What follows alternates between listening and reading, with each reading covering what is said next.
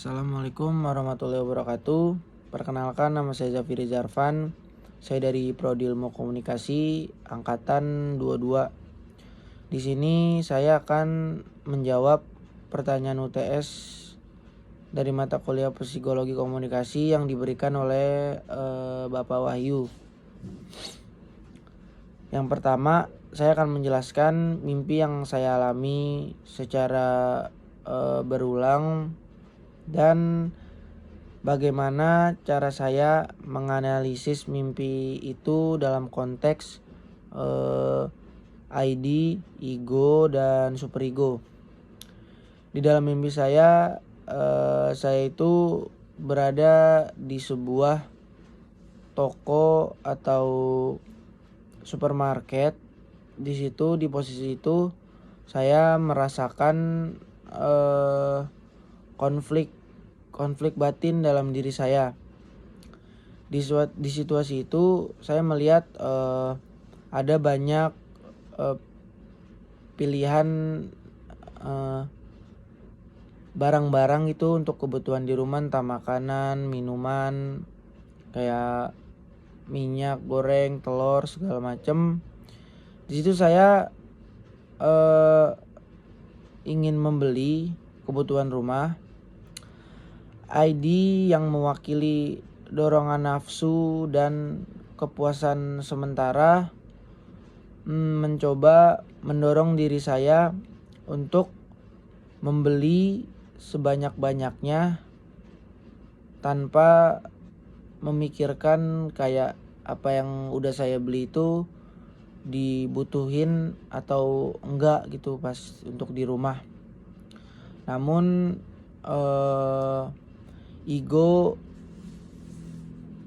saya yang mencoba untuk menjaga keseimbangan antara dorongan-dorongan ID atau realitas. Saya di situ mencoba untuk menahan diri, apakah barang atau saya berpikir lagi apakah makanan atau barang yang saya beli tersebut memang untuk kebutuhan di rumah saya. Saya berpikir ini cukup atau berlebihan.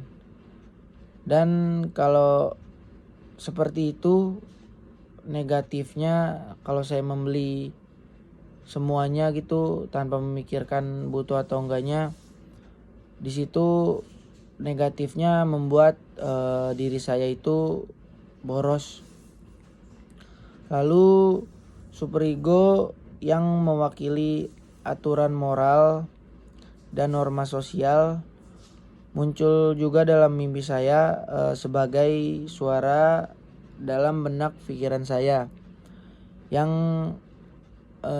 menyalahkan diri saya karena niatnya ingin membeli barang atau makanan yang banyak, tetapi penting juga untuk mengontrol diri dan bertindak sesuai. Yang kedua, saya akan menjelaskan tentang operan learning. Sebagai contoh pengalaman pribadi, saya dapat berbicara tentang bagaimana pendekatan operan learning memainkan peran penting dalam pendidikan saya terkait disiplin belajar dan tanggung jawab. Ketika saya masih kecil, orang tua saya menggunakan penguatan positif dalam bentuk pujian dan hadiah kecil setiap kali saya menyelesaikan pekerjaan rumah atau tugas sekolah dengan baik. Contohnya, jika saya berhasil mendapatkan nilai baik di sekolah, mereka akan memberikan hadiah kecil seperti permen atau uang jajan yang akan mereka tambahkan, dan juga saya akan diberi waktu main yang lebih di luar. Hal ini memberi intensi positif bagi saya untuk berusaha lebih keras dalam belajar dan menyelesaikan pekerjaan rumah. Di sisi lain, ketika saya melakukan kesalahan atau tidak menyelesaikan tugas saya dengan baik, orang tua saya akan memberikan hukuman yang sifatnya lebih seperti pemberian tugas tambahan atau saya tidak dikasih main. Ini dapat dianggap sebagai penguatan negatif dalam arti bahwa saya ingin menghindari tugas tambahan atau kehilangan hak bermain. Jadi saya jadi lebih semangat gitu dalam menjalankan tugas, dan tanggung jawab saya jadi lebih baik.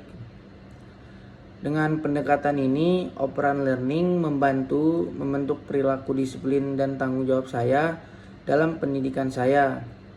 Saya belajar bahwa tindakan positif saya akan diikuti oleh hadiah dan tindakan negatif akan diikuti oleh konsekuensi yang tidak saya inginkan.